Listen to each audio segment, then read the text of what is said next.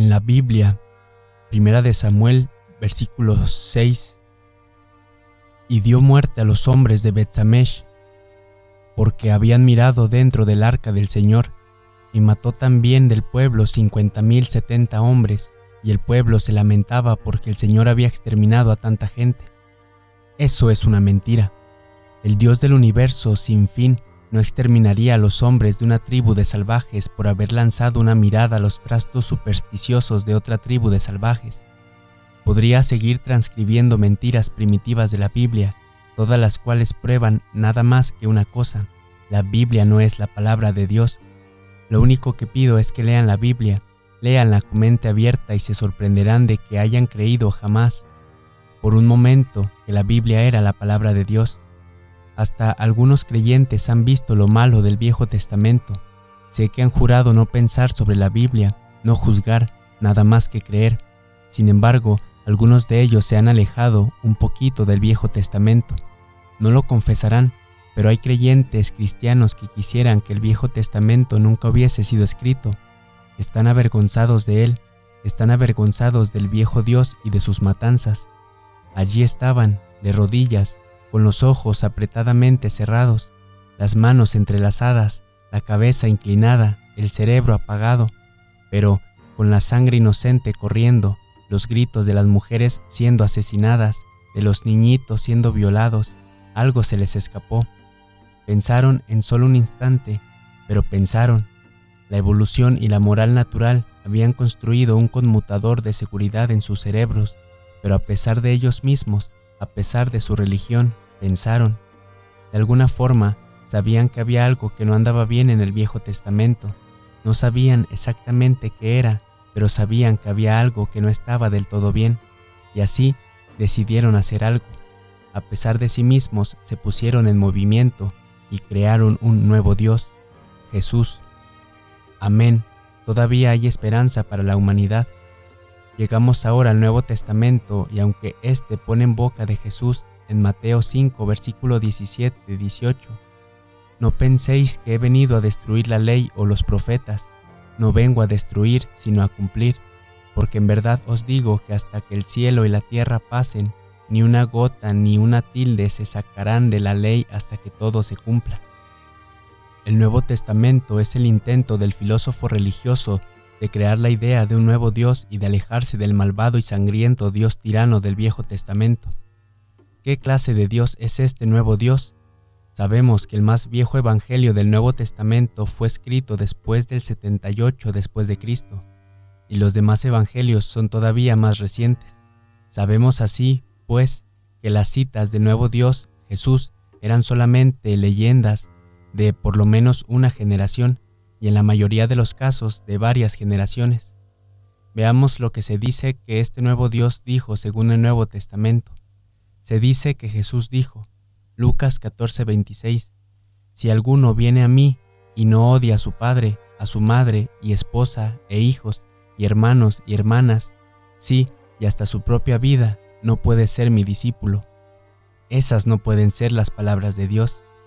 Se dice que Jesús dijo, Mateo 10:34-37, no penséis que he venido a traer la paz a la tierra, no he venido a traer paz sino una espada, porque vengo a poner al hombre contra su padre, a la hija contra su madre, a la nuera contra su suegra, y el enemigo del hombre será de su propia casa, y el que ame a padre o madre más que a mí no es digno de mí, y el que ame a hijo o hija más que a mí no es digno de mí.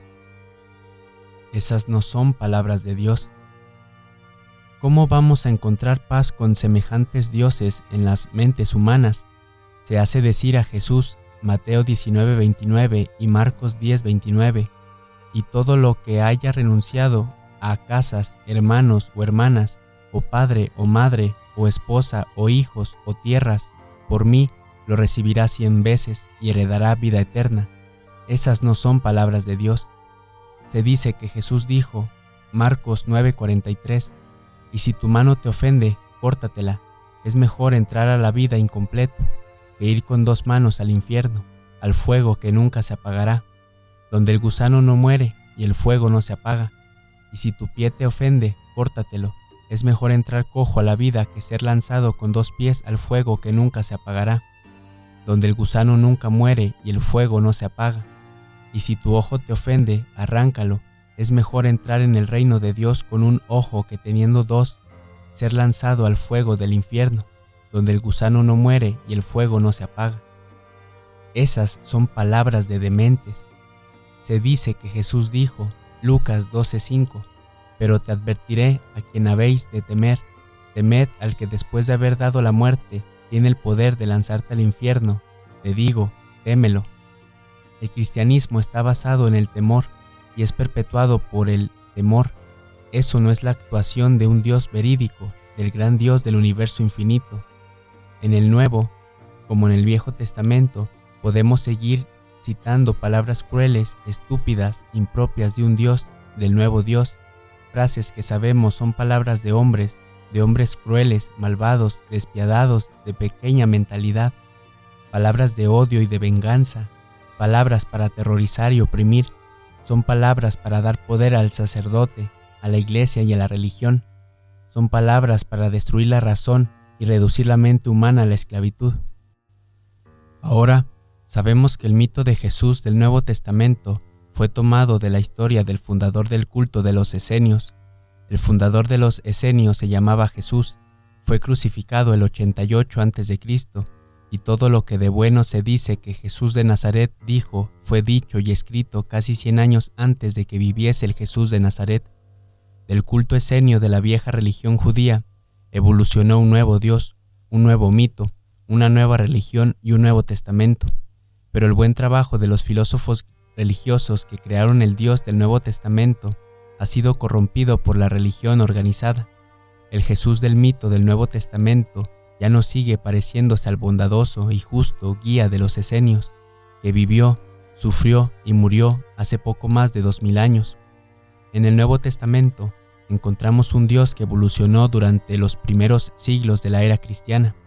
El cristianismo evolucionó a través del odio religioso. Los débiles eran llamados herejes y sus enseñanzas fueron suprimidas brutalmente, y así el cristianismo que ha sobrevivido es la ortodoxia del fuerte y el despiadado. Esa ortodoxia destruyó al manso y llenó al cristianismo de odio, fuego y furia. El ego cristiano y los incultos predicadores de la televisión que tienen tanta influencia y atractivo emocional hoy no se percatan del deterioro que sufrió el cristianismo durante su formación. Lo bueno de la historia original se echó a un lado y lo malo echó raíces. La idea del tormento eterno, así como la del fácil perdón de los pecados, quedó establecida y pronto se plasmó en dogma y doctrina. En el Nuevo Testamento se desarrolló un Dios mucho peor que el del Viejo Testamento, tanto peor realmente como la tortura interminable es peor que el sueño interminable, tanto peor como el fuego eterno es peor que la simple aniquilación. A diferencia del Dios del Viejo Testamento, el del Nuevo no quedaba satisfecho con ver a sus víctimas muertas y destrozadas delante de sí. El Hijo de Dios no solamente mantuvo la tradición de la familia, sino que sobrepasó las más descabelladas expectativas de su Padre. Si somos lo suficientemente desalmados como para aceptar la Biblia, tenemos que creer que el Dios del Nuevo Testamento persigue a los muertos hasta en la muerte. Este Dios, nos dicen, ha encontrado el modo de torturar hasta a los que han pagado la pena final.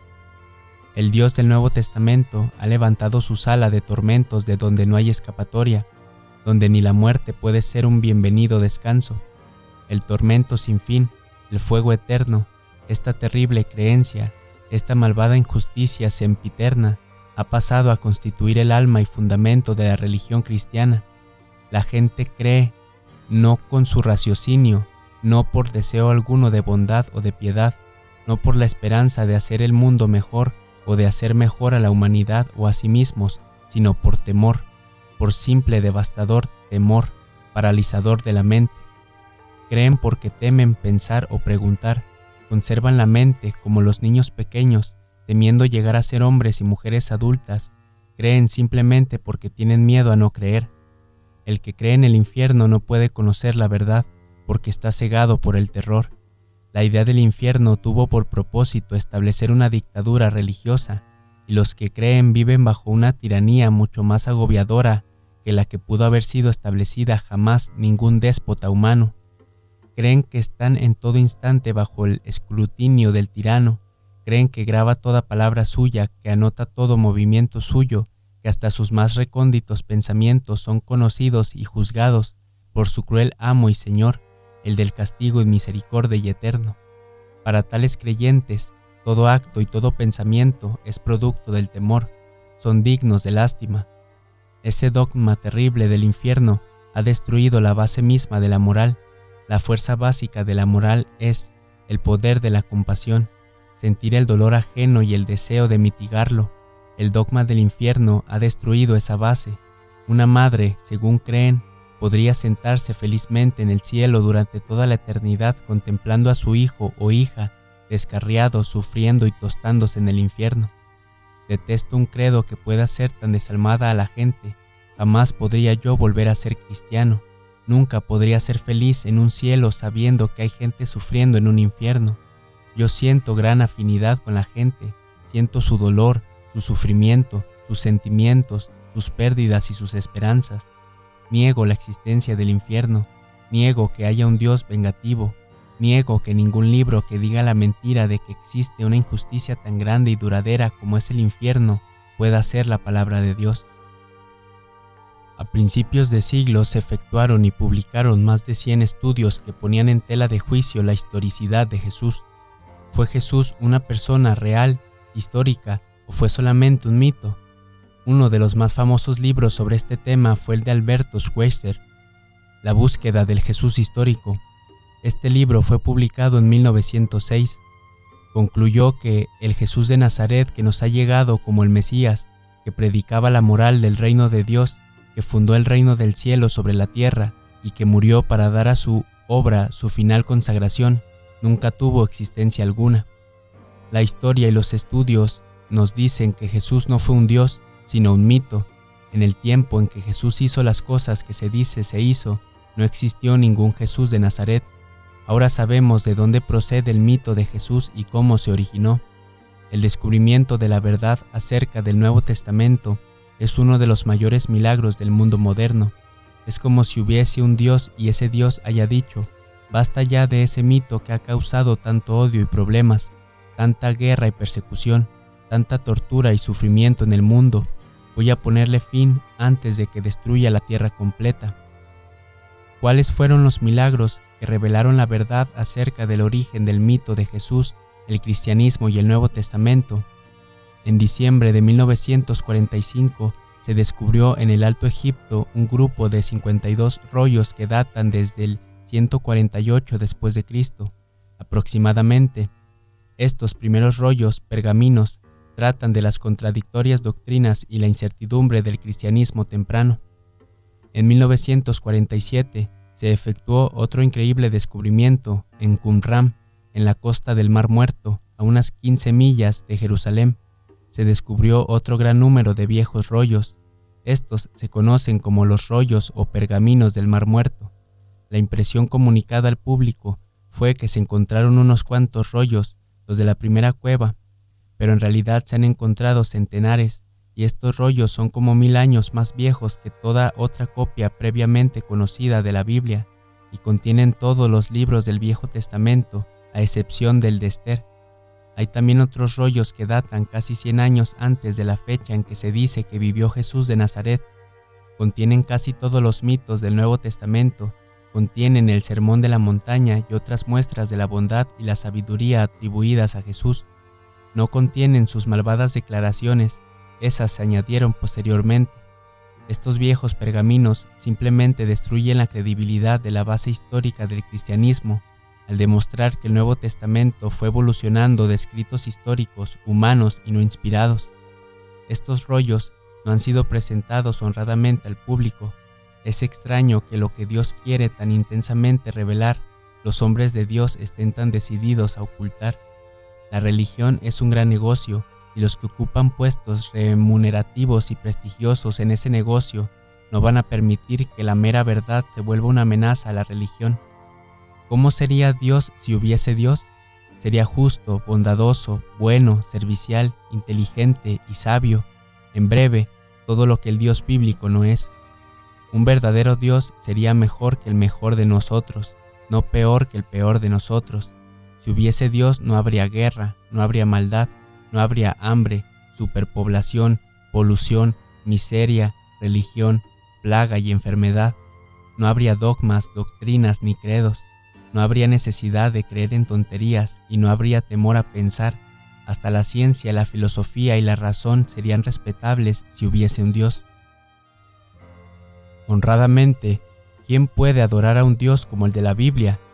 Ninguna persona pensante, con seguridad, ninguna persona bondadosa y benévola, ninguna persona justa y amante, solamente una persona aterrorizada, una persona tan asustada que no piensa, que solamente cae y se arrastra ante un tirano.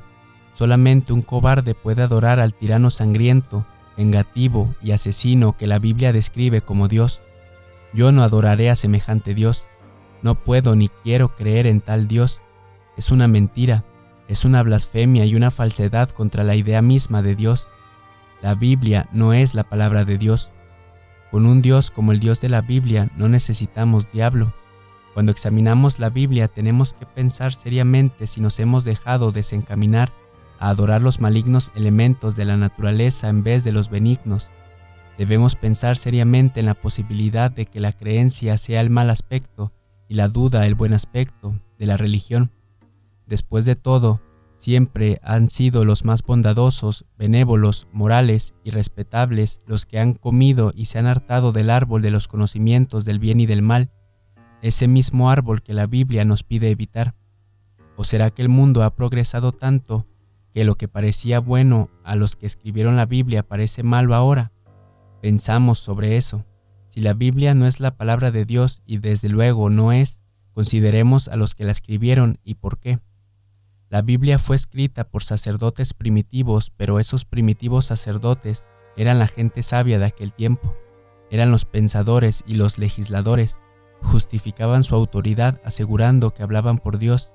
Es fácil engañar a la gente primitiva y a menudo los viejos sacerdotes se engañaban a sí mismos, así como hoy se engañan a sí mismos algunos ministros honrados. Los sacerdotes que escribieron la Biblia hicieron lo mejor que les fue posible. La Biblia representa sus mejores conocimientos, su mejor moral, su más adelantado entendimiento y visión del mundo. Fue la más elevada expresión de lo que podían pensar y pensaban que era lo más elevado que toda otra persona podría pensar, y la llamaron la palabra de Dios. Esa elevación alcanzada por los viejos sacerdotes hoy no llega ni a la rodilla del hombre moderno. La humanidad ha avanzado durante los miles de años transcurridos desde que la Biblia fue escrita, y nuestros conocimientos y más elevada moral nos dicen que la Biblia no es la palabra de Dios. Hoy necesitamos desesperadamente un nuevo Dios, un Dios que no sea un insulto a nuestra inteligencia, un Dios tan grande como el cosmos infinito. Necesitamos un Dios justo que no tenga galaxias escogidas y una forma de vida preferida, una forma de vida a la cual se ha pedido que extermine otras formas de vida. Necesitamos desesperadamente un Dios que nos ordene pensar en vez de creer y adorar. Necesitamos un Dios que nos civilice, no uno que nos haga salvajes. Pero no deberemos ser tan tontos como los viejos sacerdotes bíblicos. No debemos crear otra Biblia y decir, crean. Cuán pronto las futuras generaciones encontrarán bestial nuestra más elevada moral, infantil nuestro mejor intelecto y primitivo nuestro mundo. Cuán pronto los hijos de nuestros hijos volverán a dividirse con futuros predicadores ortodoxos, insistiendo en que nuestro libro es la palabra de Dios, y algún futuro hereje diciendo, son los desvaríos de la ignorancia. No debemos sujetar a las futuras generaciones a nuestro nivel. Crezcamos y dejemos nuestra marca, pero al lado de ella escribamos, pregunte y crezca. Nuestros mejores conocimientos de hoy no son la palabra de Dios, y la mejor sabiduría de gente que vivió y pensó hace miles de años no es la palabra de Dios. Hay una verdad que los sabios y herejes han sabido siempre, que los filósofos y eruditos han conocido durante generaciones, verdad que hasta los teólogos conocen hoy, una verdad que libera la mente y expulsa el temor. Ha llegado la hora de que las víctimas también conozcan esa verdad. La Biblia no es la palabra de Dios.